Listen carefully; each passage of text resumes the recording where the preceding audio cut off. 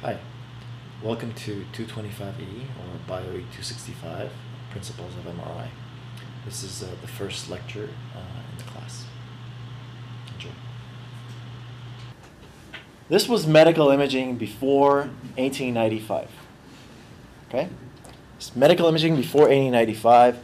The only way to look inside the body was to open it. Okay? You had to make cuts in the body in order to see what's wrong. What happened in 1895?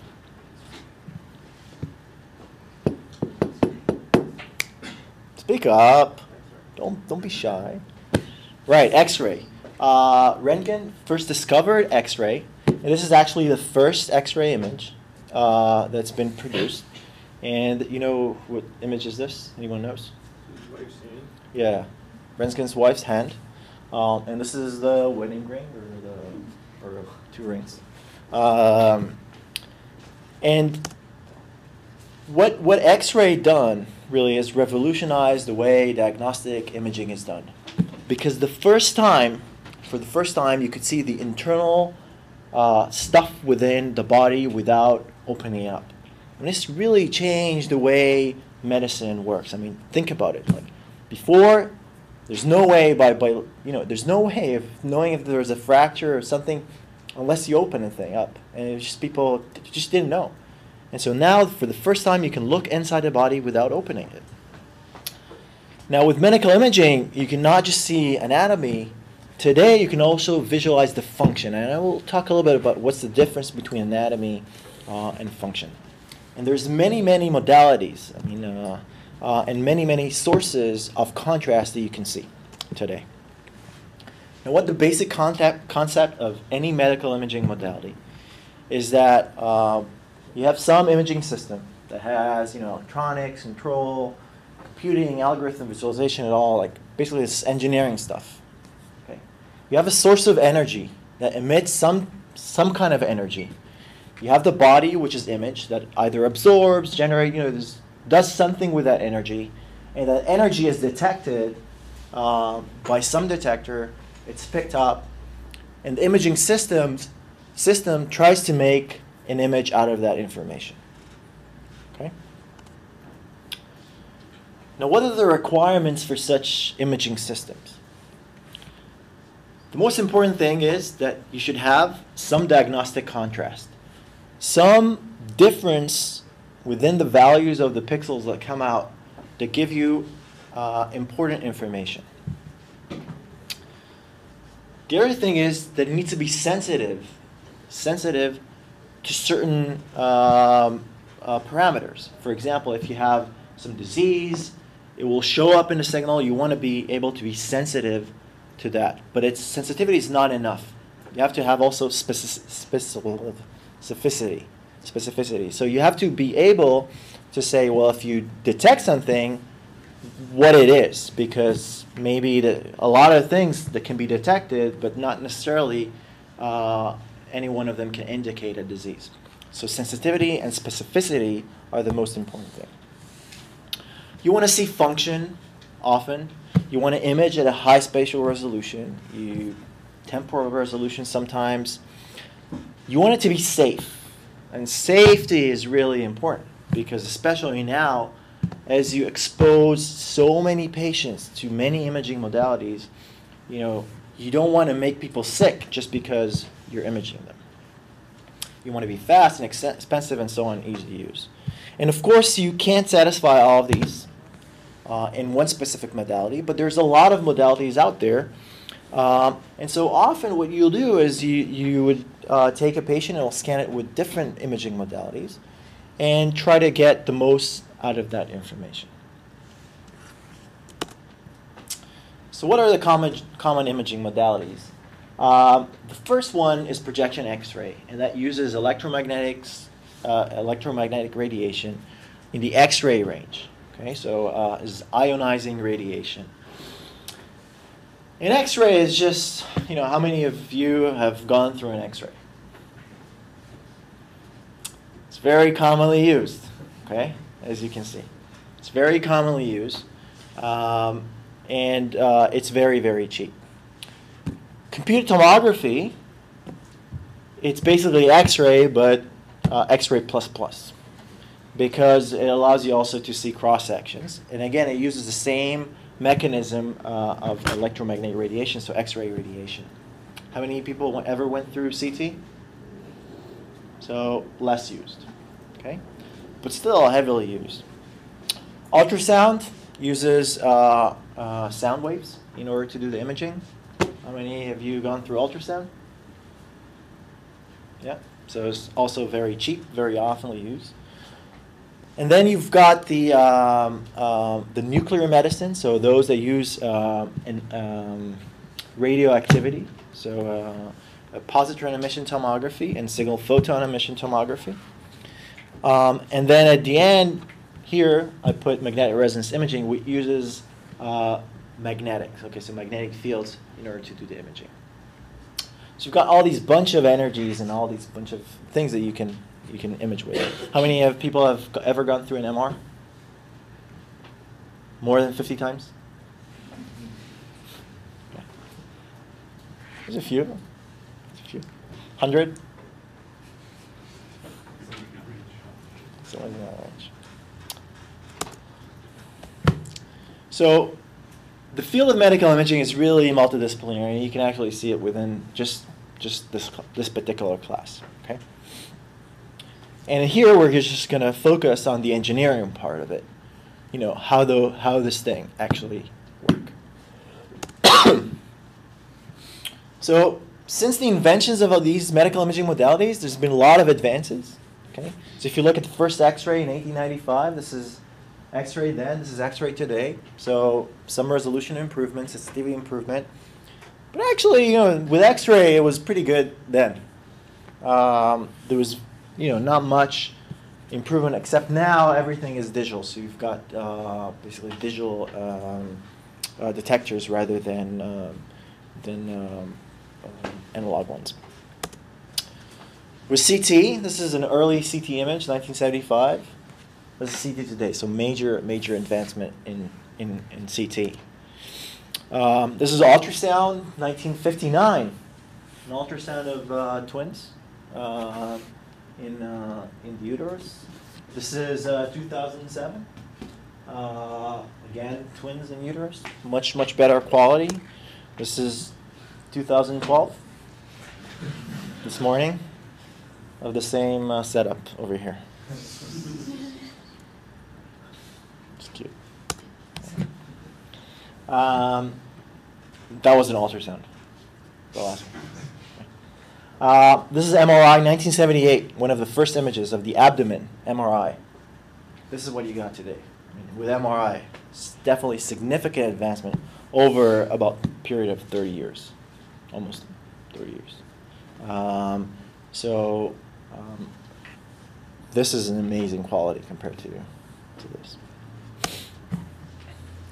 Okay, so let's talk a little bit about X-ray. X-ray is a projection format. You can think of basically it's like looking at shadows. Okay, you shine X-ray light or X-ray energy into a body, and it is absorbed by the body, some of it, depending on the tissue, and you see the projection through this. Okay, so it's a projection format. It requires a very small dose. It's pretty safe. It's very fast and very inexpensive. And basically, here, if you think about it, like if I have my hand and it's showing X-ray, you know, you'll see the shadow of it. So you cannot visualize the internal, but you see kind of everything overlaid on top of each other. And this image here shows a pneumonia in the lungs, but you can also see the heart, and you can see the ribs, and everything is laid on top of each other. So there's a big problem there, especially with contrast to noise ratio. So it's very hard. Like if you have a very small effect because of some disease, you won't be able to see it because everything is overlaid on top of each other. Okay. Now, contrast to noise, by the way, is very important. And the main example, I would say, to contrast to noise is if you look at the skies today, like now, outside? Are there stars out there? The stars emitting light? But we can't see them. Even with very sophisticated telescope, it's very hard to see stars during daylight. But it's very easy to see those stars when it's dark. And this is because of this contrast to noise ratio. When you have a large amount of signal coming from something else, it will often mask these small signals. And those perturbations that we see, those stars, we can't see with our own eyes because we don't have that dynamic range. And dynamic range corresponds also to signal to noise. So in this case, you can think of a small disease as being the stars in the middle of the daylight, which is very, very hard to see because everything is laid on top of each other. Computed tomography, CT, again, every step here was really a revolution in the way that diagnostic medicine is affected because it is a tomographic method. It allows you to see slices. Okay? It's very fast, it's high resolution. The amount of dose here is much higher, so it's moderate level of dose. And actually there's a lot of concern in recent years about radiation dose due to CT. There's a lot of evidence that actually having CTs will increase significantly your chances of getting cancer in the future. Especially, by the way, if you do it for children, because they have so many years also to live. The cost of a system is about $1 million. And the cost of a scan, well, that depends on a lot of things. It's not necessarily just by really how much it costs, but it's really also the radiologists that have to interpret it in the way that, especially in the U.S., the charging is, or the compensation is, it becomes very complicated. So these are fairly expensive type of exams. But what you can see is cross sections of the body. And the way it works is by making many projections. So instead of making one projection, like this, let's say I have 2 fingers. If I want to know that I have 2 fingers, so this looks like 2 fingers, but it could have been more fingers on the back, right? Because everything's on lay at the shutter. So what you do is you look at different angles in different directions, and you see different projections. And because you have different projections from different angles, then you can actually solve for what's in the middle. Okay? So this is how it works. More specifically, if you have an X-ray source, and this is the body, you make projections, and you make projections from different angles. And if I plot these projections from different angles, this is called a sinogram. Okay? Sinogram is the projection from different angles. If I perform a mathematical operation called filtered back projection, I can get from this data and get this back. Okay? So this is approximately how computer tomography works. This is the gantry on a CT system. Look how fast this thing is rotating. It's really hard just to be standing in the plane of rotation. To give you kind of a sense of what's going on. This is pretty heavy. Okay? This is pretty heavy machinery that's rotating very, very fast. Okay? Do you functional CT for heart and lungs and things? They measure, yeah, there's CT for hearts. Yeah, you can definitely do CT for hearts. Yep. Yeah, and it's not, sometimes it's gated, and so there's, it's not very easy to do CT for hearts, but it's actually, you get beautiful image of coronaries. Huge amount of dose, though. Huge amount of dose. Ultrasound. Ultrasound uses sound waves. It is considered safe, although I have to tell you that ultrasound does change metabolism and change properties of the membranes of cells. So, there's a lot of research about the effect of ultrasound, but so far it's been considered safe. It is very, very fast and very inexpensive. And today you can just, buy an ultrasound transducer, connect it with USB to your computer, have a software to do all the processing, and that's it. Even on a cell phone almost, you can do ultrasound. So it's very, very cheap. This is ultrasound of the valves. Yeah, of the valves, yeah, in the heart. So you can see them. It's very, very high temporal and spatial resolution. There's many applications. The problem with ultrasound, it has a low contrast relatively. There's a lot of speckle noise. And also the penetration is very low. And the penetration is inversely proportional to the resolution. So you want to use higher higher frequency waves to get better resolution, but then the penetration is worse. And so there's always a trade-off between resolution and penetration. But it's a great modality whenever you can actually have a window to see, and when the tissue gives you the contrast that you're interested in. But mostly what you see is reflections of waves from boundaries of tissue, between tissues. Right, anatomy versus function. In this house, we obey the laws of thermodynamics. We obey the laws of thermodynamics. So anatomy versus function. Anatomy, you see structure. Function, you want to see how it works. Okay, and so there's imaging modalities that image function, structure, like you've seen before. But there's also medical imaging modalities that can image the function, like how things work. And so nuclear medicine is one of those that gives you a function.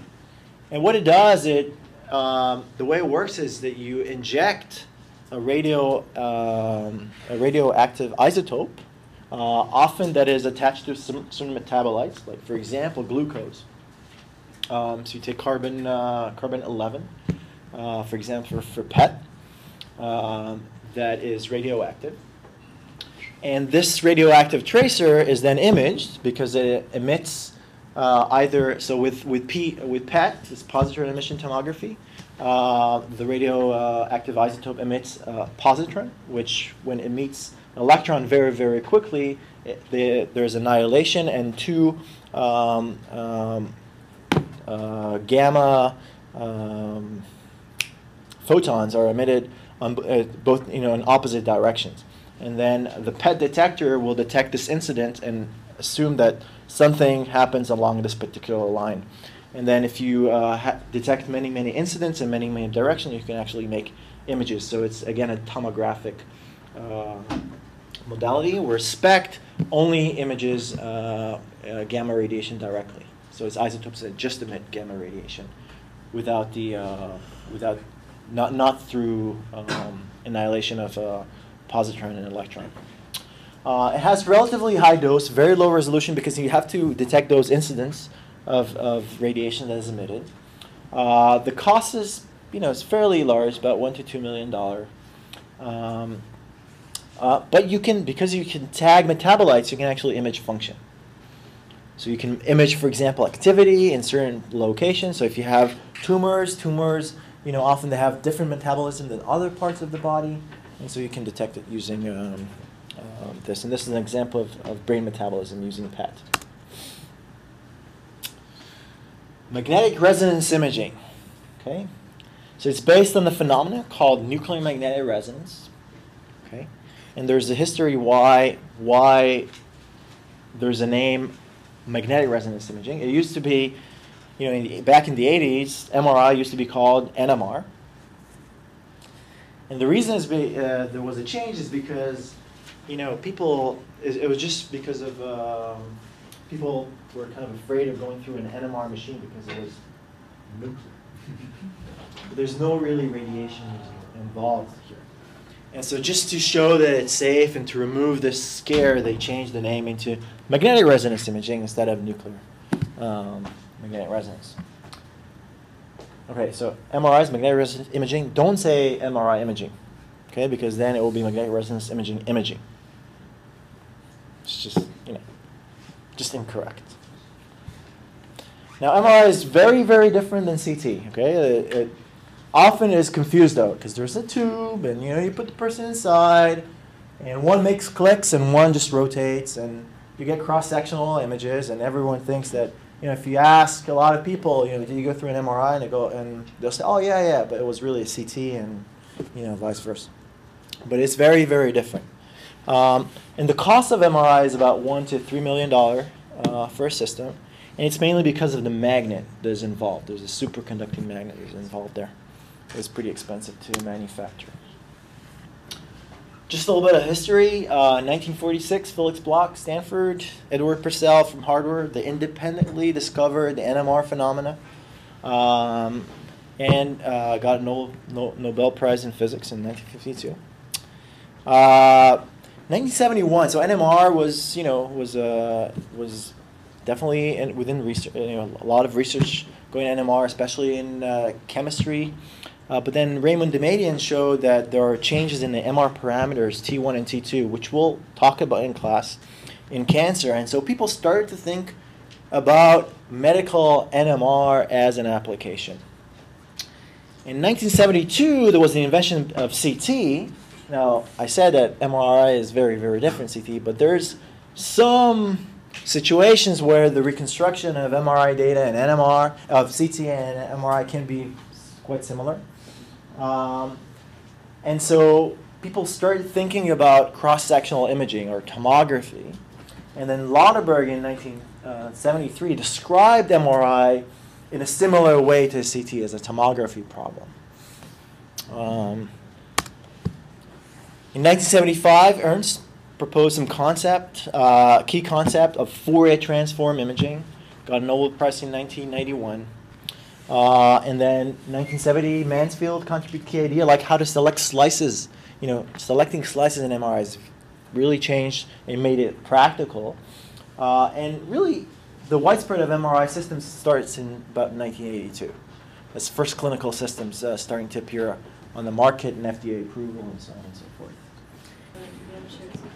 Can I start? All right. Okay.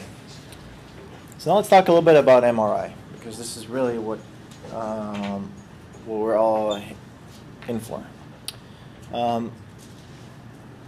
MRI really revolutionized, diagnostic medicine. Because not only you can see structure or the internal of your body, but you can also directly visualize the soft tissue. Okay, the soft tissue. And that's the biggest difference between MRI and CT, is that you can actually see soft tissue within the body and visualize it in 3 dimensions. And there's really an amazingly wide variety of contrast mechanisms. I mean, we can image structure, like this image, of the soft tissue, but you can also make the image sensitive only to blood vessels. You can make it actually sensitive to diffusion of water. You can make it sensitive to flow. You can make it sensitive to blood oxygenation, which a whole field evolved out of it, which is called fMRI, or functional MRI. You can make it sensitive to metabolism. You can make it sensitive to temperature. So there's so many ways that can be made sensitive to. So there's so many knobs on the wall. Like with X-ray CT, I mean, there's, how many knobs are there? 1. More X-ray, less X-ray. Well, maybe a couple, maybe the frequency. But that's really just more recent. But with MRI, you have so many knobs that you can actually change and tweak and get completely different images and completely different type of information. This is an example, a neuro example. Same slice, different contrast, completely different type of looking images. I mean, this one, it's called proton density. It shows the density of protons within the tissue. Okay. But this one is called T1. And we'll talk about what T1 means. But it's a parameter of NMR parameter. This is a parameter T2. And these are very, very different from each other. It's produced from the same slice, just by changing different knobs in the sequence and the reconstruction. This is another example, again a neuro example. There's a tumor over here. Which you can barely see. It doesn't have a lot of contrast difference. But there's contrast agents in MRI. They're based on magnetic properties. And this is after an injection of a contrast, and because the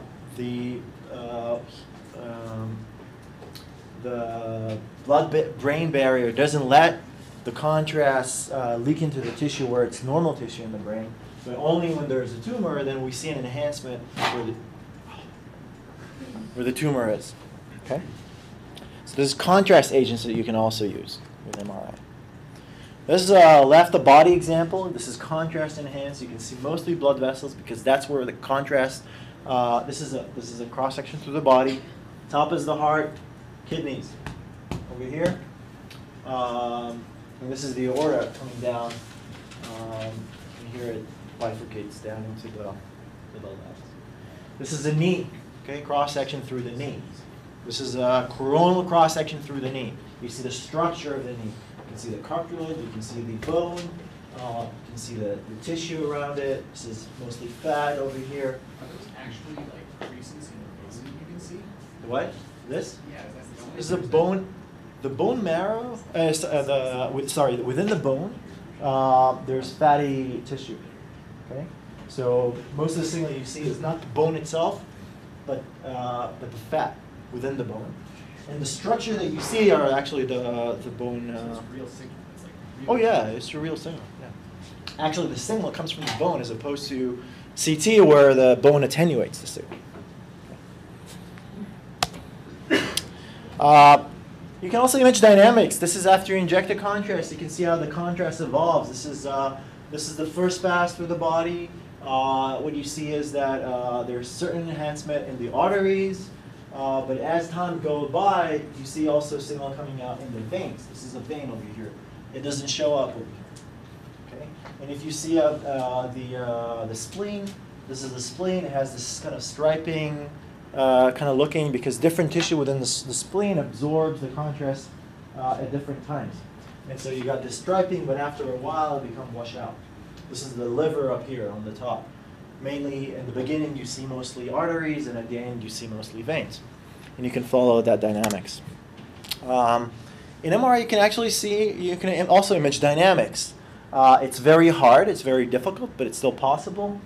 This is a very, very strong heart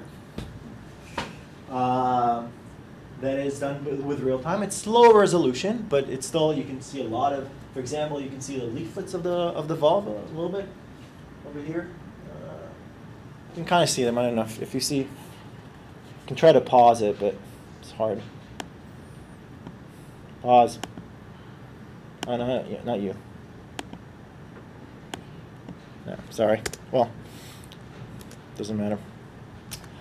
So this is, for example, heart imaging. And to image the heart, if you want to image at a higher resolution, often you do a gated acquisition. So you synchronize the acquisition to the heart beating, and you only image when the heart is in the same cardiac cycle. And if you image at the same cardiac cycle, you can assume that the heart kind of almost approximately returns to the same position. Then you can image over a longer time and then get high resolution images. This is the right coronary artery, so you can actually see coronary arteries within the heart. This is the right coronary. I said that MRI can be made sensitive to flow. Because you can make it sensitive to flow, you can create these kind of images where blue is flow coming, towards you, and red is the other way.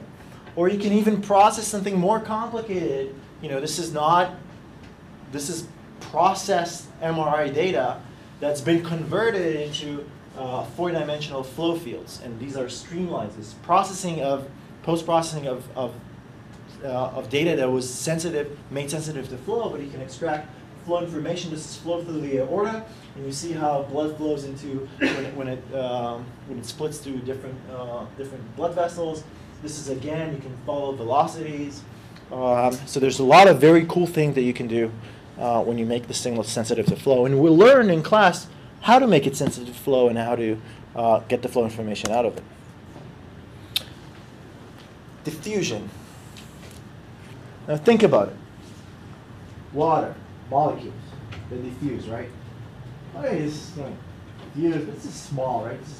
This is really small effect, but it turns out you can make the MRI signal sensitive to diffusion of water in vivo. Okay, so you can image diffusion of water inside the body. I mean, this is the only modality that allows you to do this. this has made a significant breakthrough in clinical practice because, for example, in stroke, often when stroke happens, you want to detect stroke really, really quickly. Because if you do detect stroke, you can actually treat it. And it's this time is really critical here.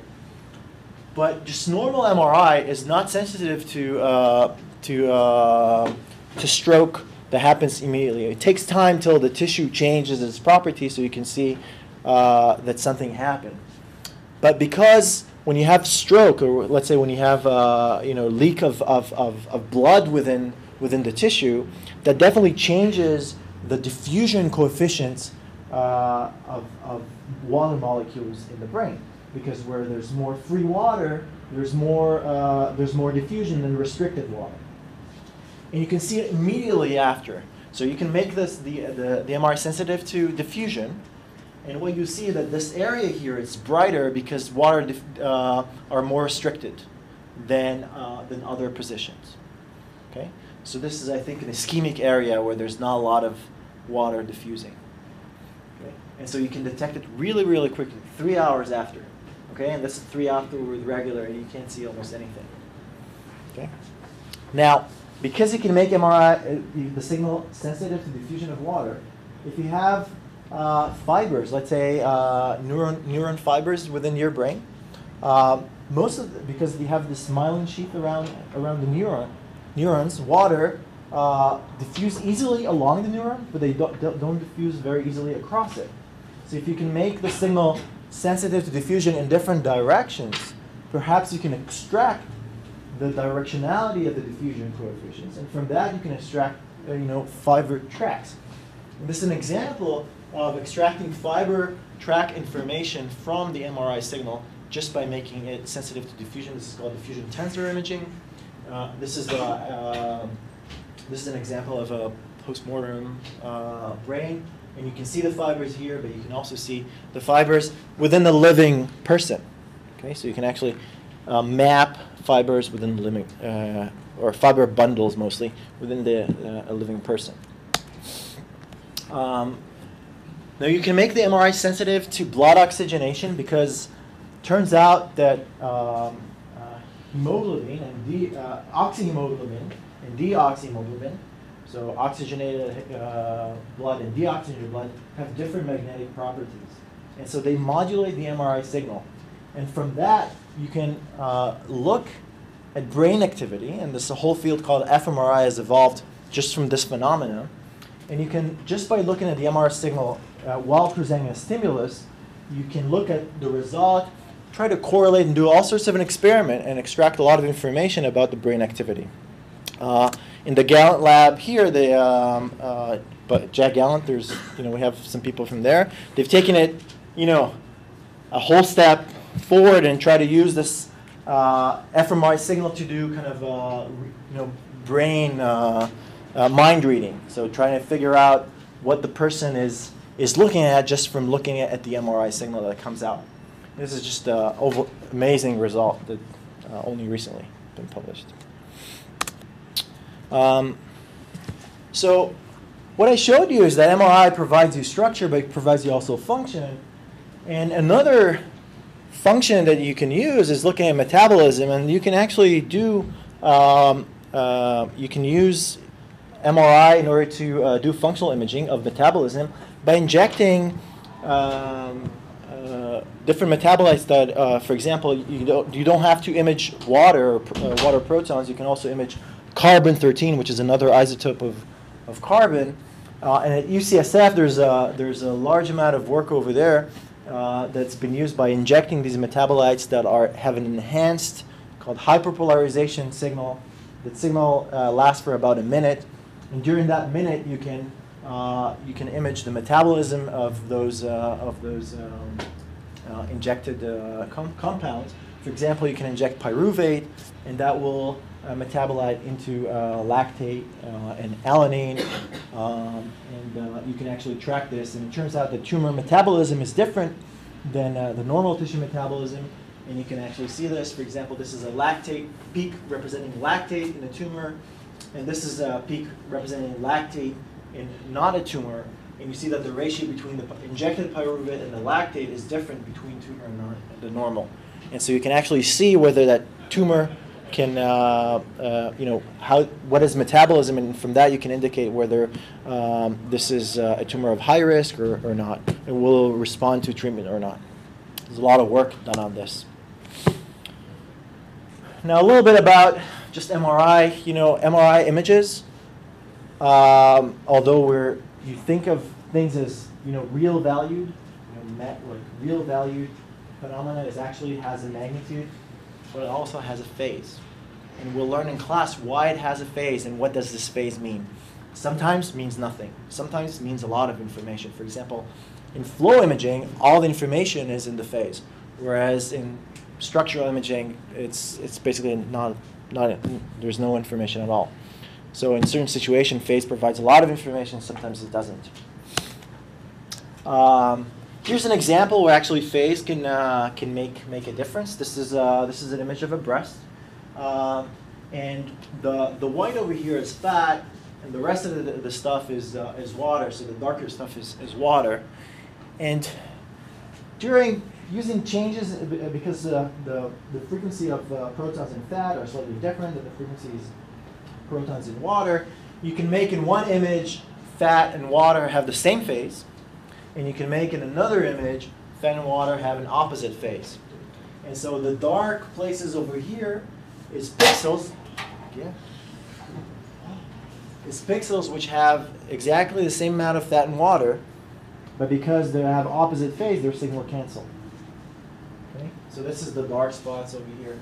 Now, why is that useful? What can you use these two images for?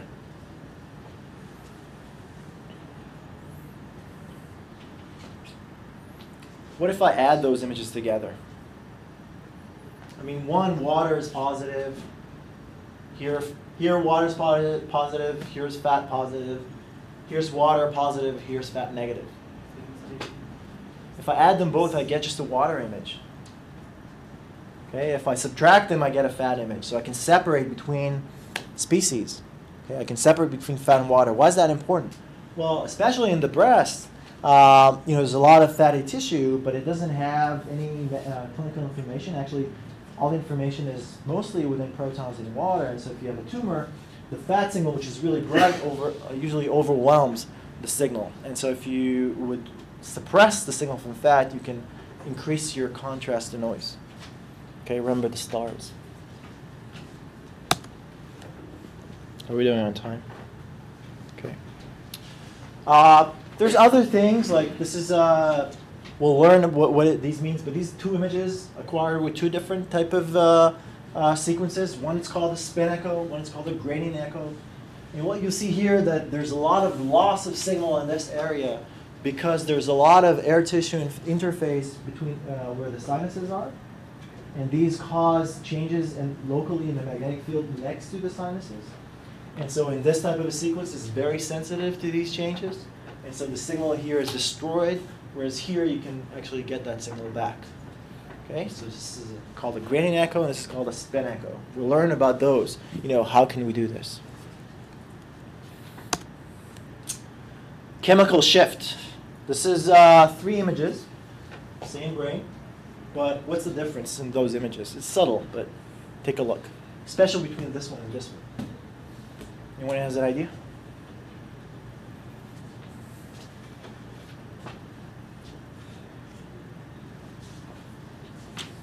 Between this one and this one, what's the difference?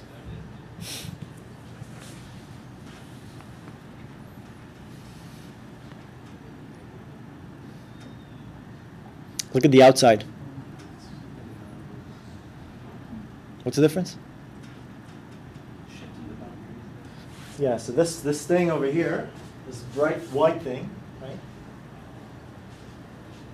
Here it's shifted a little bit to the right. Anyone has an idea what this bright white thing is? So what? Fat around the edge. Yeah, subcutaneous fat below the skin. Okay. Below the skin, you have fat. Everyone has fat. Some has more, some has less. Everyone has fat. And here, kind of fat is in the right place, almost. And here it's not in the right place. Okay, here it's shifted, almost overlapping. Poor guy, huh? Has fat inside his skull, crossing his skull. Well, that's not true. It's such an artifact. Okay? And this artifact is because that fat has a slightly different resonance frequency than water. And in some situation, it will cause fat image to be displaced from the water image. In some situation, it's not. And we'll learn, how to control this. Okay? You see there's a varying level of shifts, and that depends. There's a lot of trade-offs here that you need to work with. Okay? But these are real situations. Okay? That can be a big problem if there's something here, right? And sometimes, especially in fMRI, this fat actually appears in the middle of the brain.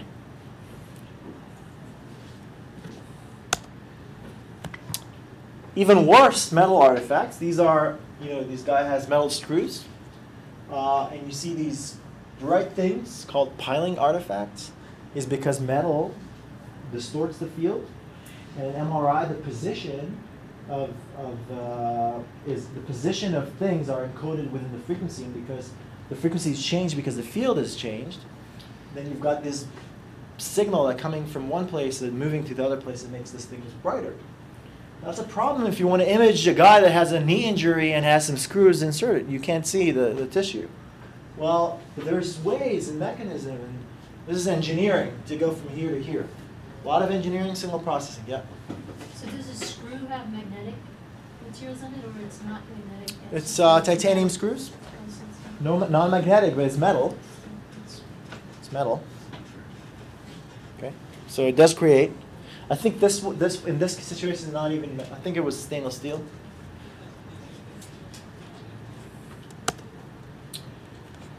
Motion artifact. Sometimes motion can be a problem, sometimes not. Here, this is a brass. What is this? What's happening here? Maybe. I would say this doesn't come from breathing. This is too much. It's behind the breath. Heart's moving. Look at all those artifacts. But luckily, those artifacts only appearing here. It doesn't appear on the breast. Okay? And that really depends on how you prescribe the imaging. Okay? Sometimes all the effect will be on top of what you're trying to image. And so we'll learn how to deal with this. What is this? You see these, these bright things? 1, 2, 3, 4, 5, 6. This is a cross section through the abdomen.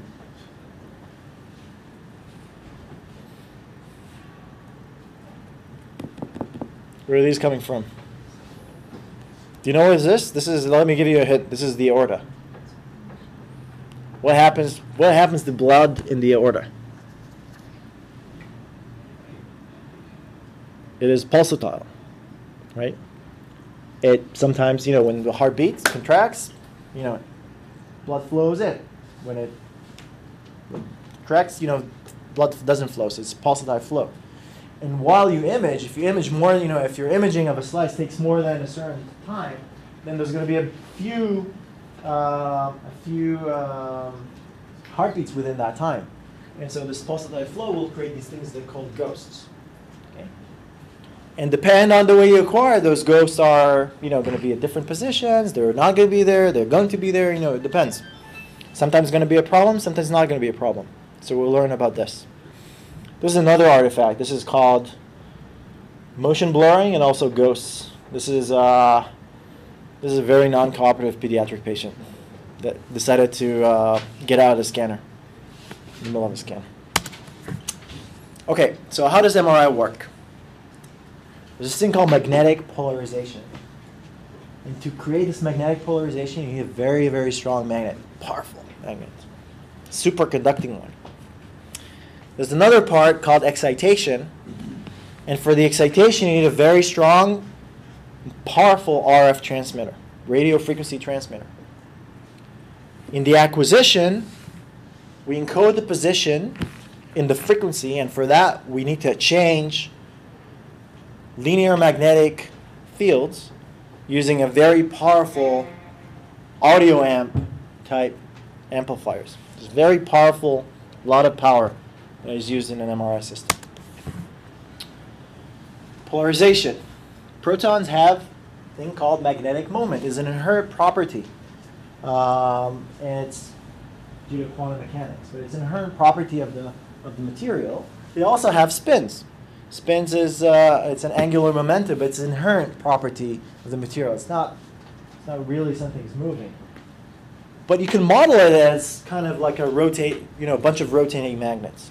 Okay, a bunch of rotating magnets around themselves. The body has lots of protons. And a strong magnetic field, if you put them in a strong magnetic field, what they do is going to align along the magnetic field and also in the opposite direction. They're going to jump between those states. But they're going to have a bias towards the one that is pointing along the magnetic field because it's a lower energy state. And so if you take a bunch of protons together, okay, a lot of them, there's going to be enough net magnetization that's going to evolve along this magnetic field, applied magnetic field. But it's a very, very small effect, 5 ppm, 5 parts per million. So only 5 protons out of a million will be, biased towards the magnetic field. Now, create this polarization, you need a very strong and homogeneous magnet. Typical magnets in the clinic are 0.5 Tesla to 3 Tesla. Now, what's the Earth field? Anyone know? 9 Tesla in Gauss.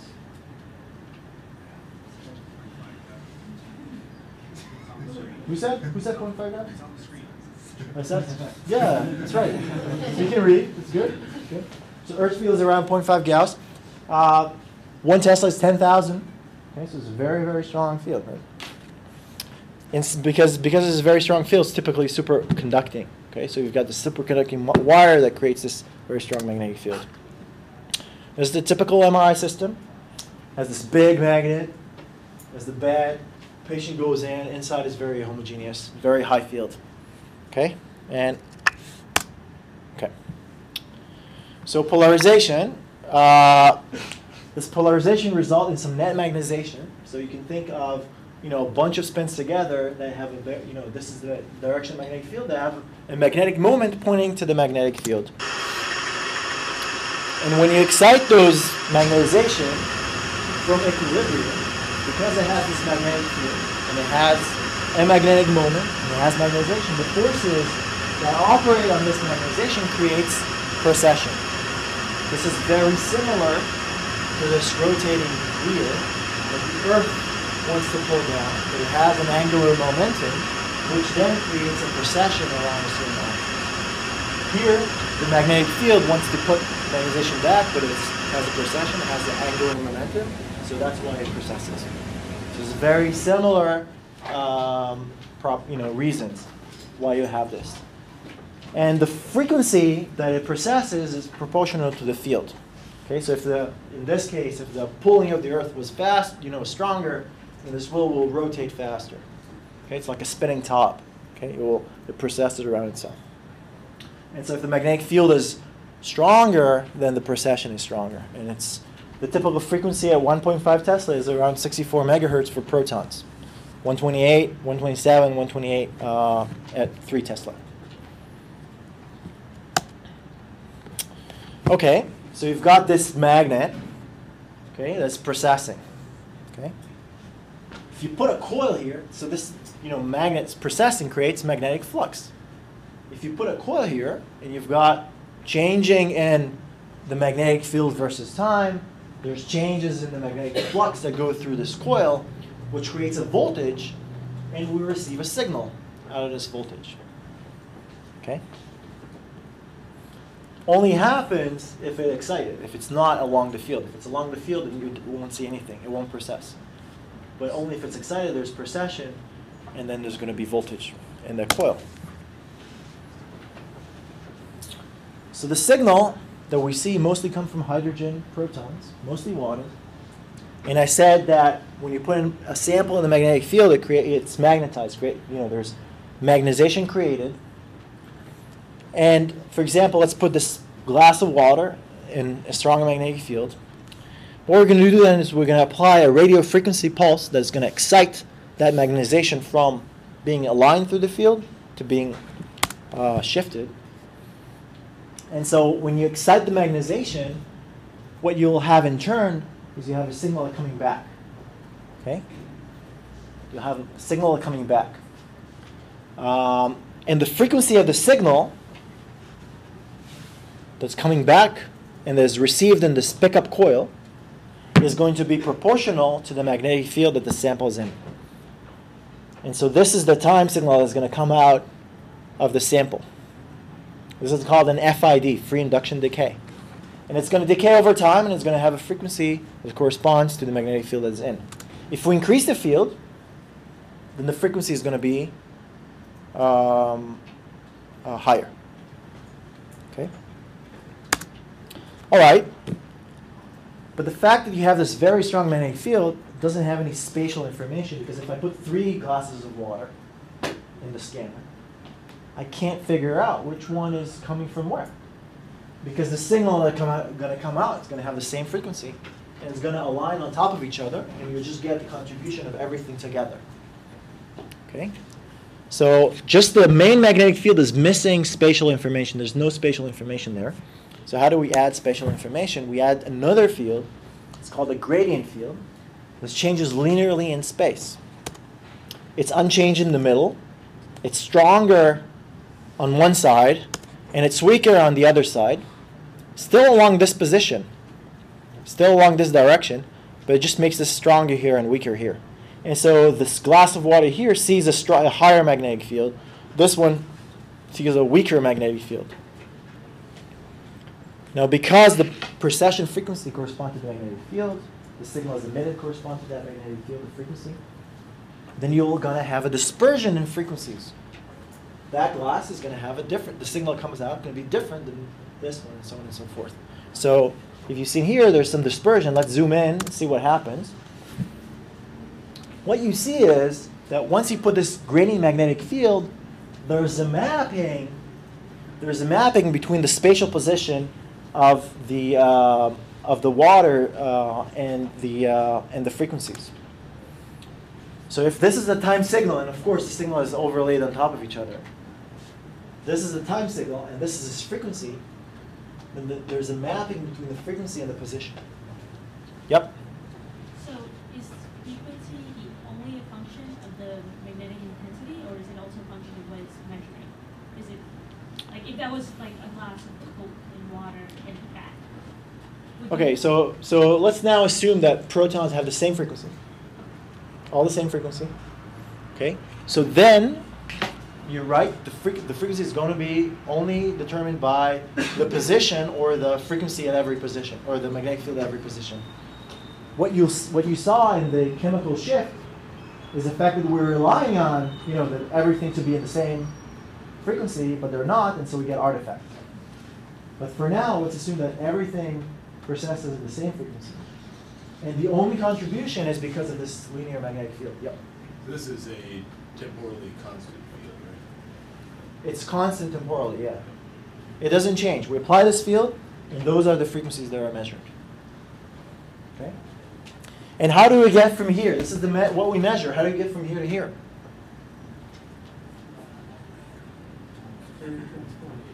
What? Fourier transform. That's right. So a Fourier transform of the time signal will give us the positions. So in fact, we're measuring the Fourier transform of the image. Okay? What we measure is the Fourier transform of the image. And in order to get to the image, we need to apply a Fourier transform, or an inverse Fourier transform. And these are analogous. Okay? So this is the domain that we sample. In order to get the image, we need to apply a Fourier transform. This is like tuning forks.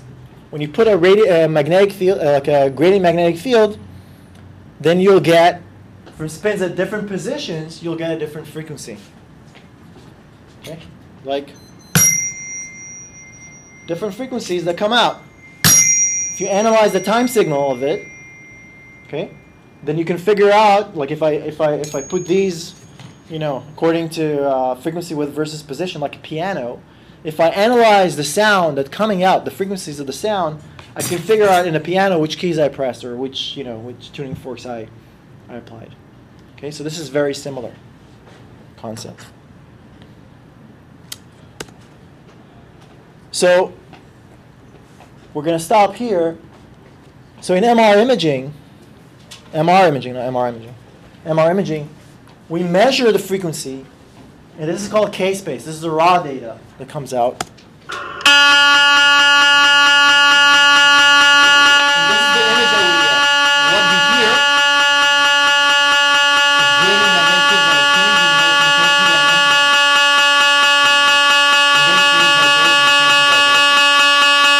This is the sound. And after we acquire all the data, taking the full transform, we get the image.